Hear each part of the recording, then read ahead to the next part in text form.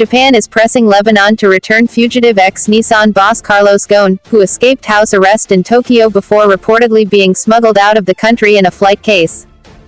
Lebanon does not typically surrender its citizens, but Japan says it can request his extradition.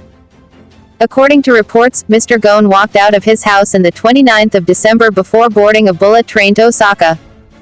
He was then bundled into a flight case, which was put on a Turkey-bound plane. Leaving alone. Mr. Ghosn, who ran Nissan until he was arrested on charges of financial misconduct in November 2018, was banned from seeing his wife while on bail. But, in the final days of 2019, he skipped bail to board a private jet that took him to Turkey before he traveled on to Lebanon, where he is a citizen and where his wife was waiting. Security cameras caught the 65-year-old walking out of his house in Tokyo alone at around 14:30 local time on the 29th of December, according to Japanese media.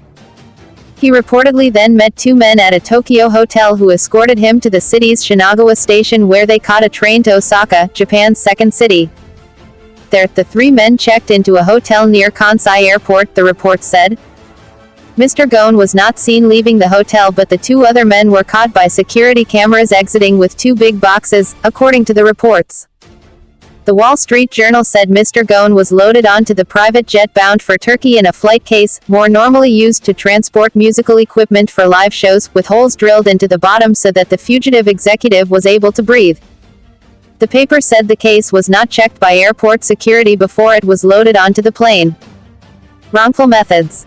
Japan's Justice Ministry said it did not have records of Mr. Ghosn departing Japan. It is believed that he used some wrongful methods to illegally leave the country, the country's Justice Minister, Masako Mori, said at a press conference on Monday.